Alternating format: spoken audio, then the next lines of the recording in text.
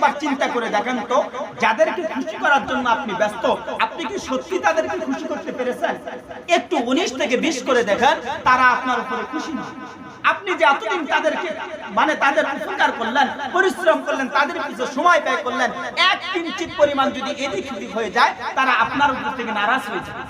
আপনি চাইলেও সমস্ত মানুষকে খুশি করতে পারবেন না। 4টা সন্তান আছে, 4টা সন্তানকে সমানভাবে আপনি খুশি রাখতে পারবেন না, স্ত্রীকে খুশি রাখতে পারবেন না।